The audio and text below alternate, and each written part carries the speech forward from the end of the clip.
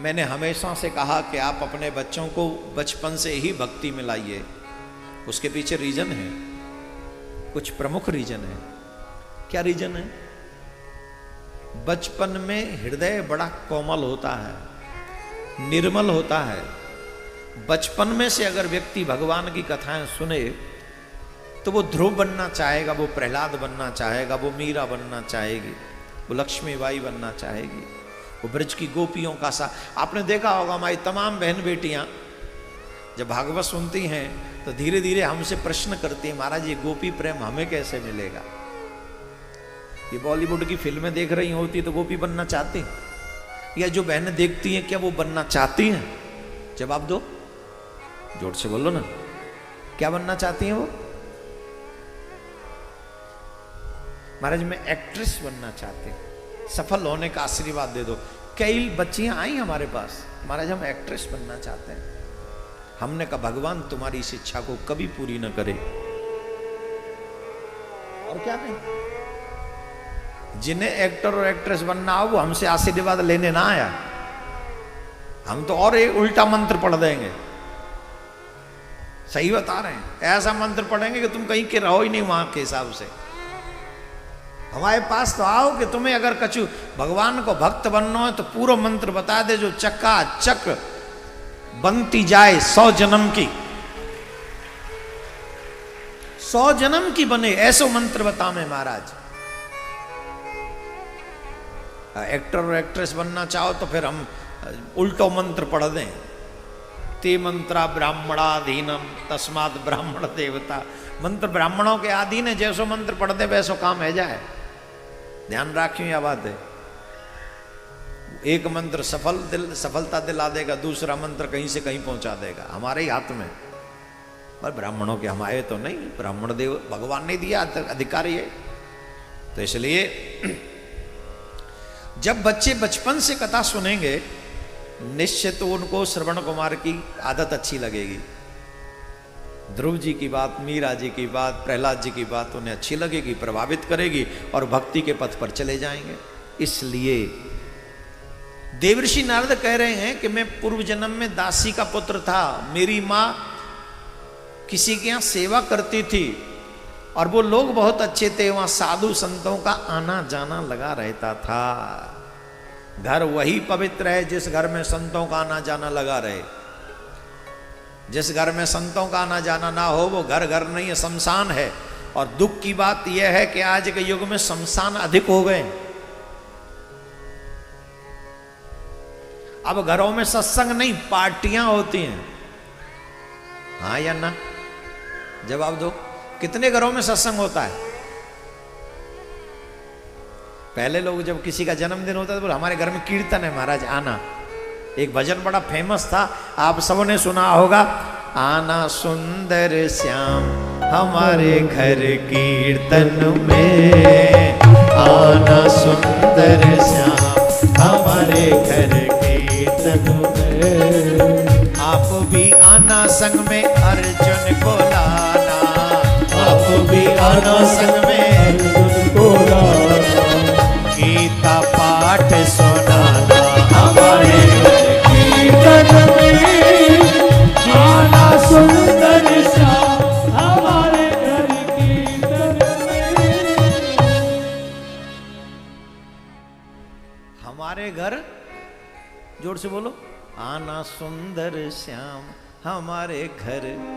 किसको लाऊं? भगवान ने पूछा, बोला अकेले मत आना, तो आप भी आना संग में गोपियों को लाना। तो गोपी क्या करेंगी?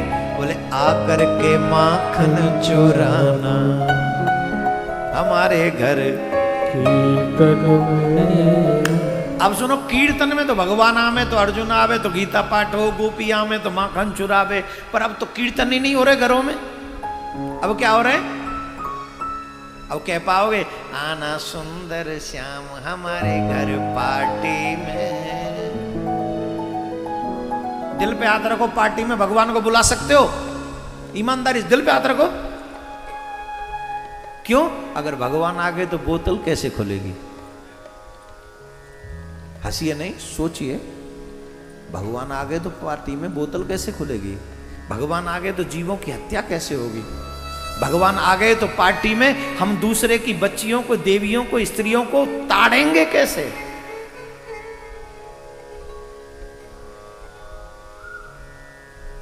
अपनी शर्म को खुंटी पे टांगेंगे कैसे अगर भगवान कीर्तन में आ गए तो, पार्टी में आ गए तो? बेशर्माई की चादर कैसे ओढ़ेंगे अगर भगवान पार्टी में आ गए तो? 10 बजे के बाद की पार्टियां बताओ कैसी होती हैं? मोस्टली सनातनियों के घरों में हो रही हैं। सनातनियों के बच्चे गंदी गंदी जगह पे जा रहे हैं। काय को बुलाओ भगवान को कीर्तन में, इसीलिए तो कीर्तन बंद कर दिए, क्योंकि पार्टी करनी थी, पार्टियों में नंगा नाच करना था, सारा पैसा वहां बर्बाद करना था। अब फिर कहते महाराज मर गए, खर्चा हो गए। मरेगा ही, मरने के काम नहीं किए क्या? मेरे ठाकुर का नाम लेता तो राजा बलि की तरह तुझे वो पाताल का, स्वर्ग का न जाने कहां का राजा बना देते। भगवान ने दी लक्ष्मी और उसका कर दिया दुरुपयोग, फिर कहते हो मर गया। भगवान के घर, तुम्हारे घर में कीर्तन हो तो भगवान आएंगे कि नहीं? पार्टी होगी तो कौन आएगा? भगवान आएंगे कि शैतान? जवाब दो। जिसके घर में शैतान आते हो उस घर का हश्र क्या होना चाहिए? लिखो अपनी विवेक की बुद्धि से, कलम से। जिसके घर में शैतान आते हो उस घर का हश्र क्या होना चाहिए बताओ? और जिसके घर में संत आते हो उस घर का दृश्य कैसा होना चाहिए? जरा ये भी बता दो। इसलिए प्रॉमिस कर लो कानपुर वालों, और जो मुझे सुन रहे हैं ऑल ओवर वर्ल्ड, आपका बालक बोल रहा है, आपके घर में कभी दुख ना आए इसलिए बोल रहा है, आपके घर में हमेशा खुशियां बनी रहें इसलिए बोल रहा हूं। आज के बाद घर में पार्टियां बंद कर दो, और जब भी कोई उत्सव हो तो सिर्फ कीर्तन ही करवाओ, जिससे तुम्हारे घर में प्रकाश होता रहे, तुम्हारी बुद्धि का विकास होता रहे। पूर्व समय में भी जो राजा पार्टियां करते थे ना, उनका नाश ही हुआ है। और जो लोग भजनानंदी सत्संगी हुआ करते थे उनका आज तक नाम चल रहा है। ये विकास है। इसलिए चाहे मैरिज एनिवर्सरी हो, चाहे बर्थडे पार्टी हो, चाहे कोई और बहाना हो, सब में कीर्तन करो। और मैरिज एनिवर्सरी 25वीं साल की हो तो हम जैसों को बुला के चकाचक 10-20 करोड़ रुपया खर्च करो। आप करो, आप इतने महंगे, मैं नहीं आता। जो आपके रिश्तेदार आए सबको सोने की भगवान की छवि बनवा कर हमको तो दोगे नहीं, क्योंकि हम तो तुम्हारे अपने हैं ही नहीं। हमें तो वही दक्षिणा दोगे 501 रुपया, बोले महाराज जयराम जी की। यही तो होता है। बहुत लोग पंडितों को गालियां देते हैं। पंडितों को मिलती तो 501 ही है, मिलती तो उन भजनों में भी, कथाओं में भी रिश्तेदारों को ही है। तो 20 करोड़ रुपए, 25 करोड़ रुपए अपनी 25वीं सालगिरह पे खर्च करो, और सारे रिश्तेदारों को 1-1 किलो की सोने की प्रिया प्रीतम की छवि बनाकर गिफ्ट करो अपने रिश्तेदारों को। लेकिन देना उन्हीं को। बोले आज के बाद तुम्हारे घर में मांस नहीं आएगा, आज के बाद तुम्हारे घर में दारू नहीं आएगी, आज के बाद तुम्हारे घर में भी कोई उत्सव होगा तो ऐसे कीर्तन करवाओगे, कथा करवाओगे, ले जाओ 1 किलो का दे रहे हैं गिफ्ट। कैसी रहेगी मैरिज एनिवर्सरी? अटैक पड़ जाएगा उसी दिन। धर्म के नाम पर रिश्तेदारों को भी देने का दिल नहीं है, लेकिन पाप करेंगे, जैसे पार्टी करेंगे तो नरक में जाने की सारी तैयारी कर लेंगे। चलो ये तो मैं वैसे ही कह रहा हूँ 25 करोड़, लेकिन कोई भी उत्सव में ना करना हो ऐसे ही करो, अच्छे काम करो, जिससे तुम भी सुधरो, तुम्हारे रिश्तेदार भी सुधरे, तुम्हारा भी भला और उनका भी भला। तुम भी धर्मात्मा बनो और वो भी धर्मात्मा बने। ये जरूरी है रे, नहीं तो बहुत मार पड़ने वाली है। वहां गरुड़ पुराण में लिखा है, तुम्हारी कसम बहुत मारते हैं वो लोग।